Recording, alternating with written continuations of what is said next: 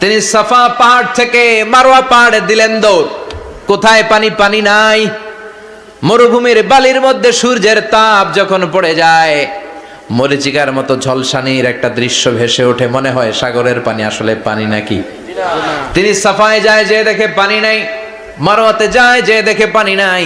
পানির সন্ধানে হাজার আলাইহিস সালাম 7 বার 2 পাহাড়ের মাঝখানে দৌড়াদৌড়ি করলেন।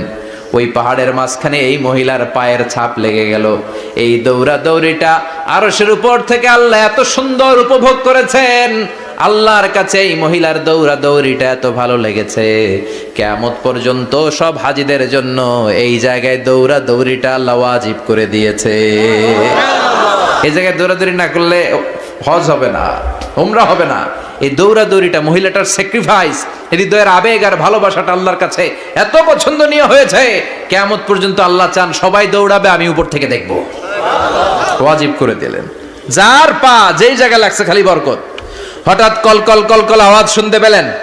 সাফা মারওয়া থেকে দৌড়ে আসলেন কাবার কাছে।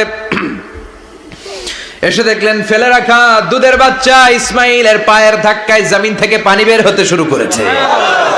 কলকল কলকল আওয়াজ। ওনারা আরবি ভাষা জানতেন না। সাইয়েদনা ইব্রাহিম, ইসমাইল, হাজার, এরা সুরিয়ানি ভাষার মানুষ ছিলেন। সুরিয়ানি ভাষায় উনি বসে পানি যাতে মরুভূমির বালুতে লেগে শুকিয়ে না যায়, বালু দিয়ে বাদ দিতেছে। আমরা বাদ দেই না পানি আটকানোর জন্য? দেখেন নাই মনে হয়? দেখেন নাই? পানি আটকানোর জন্য বাদ দেই আমরা। হাজার এসে বালু দিয়ে বাদ দিতেছে নিজে নিজে, আর নিজের সুরিয়ানি ভাষায় বলতেছে জাম। জাম মানে থাম থাম, পানি যাইস না তুই।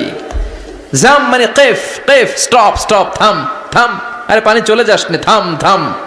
ওনার মুখ নিঃসৃত এই ঝাম ঝাম শব্দ দুইটা আল্লাহ এত পছন্দ হয়েছে, কিয়ামত পর্যন্ত আল্লাহ এই কুয়ার নাম ঝামঝামের কুয়া করে দিয়েছেন। বরকত আর বরকত।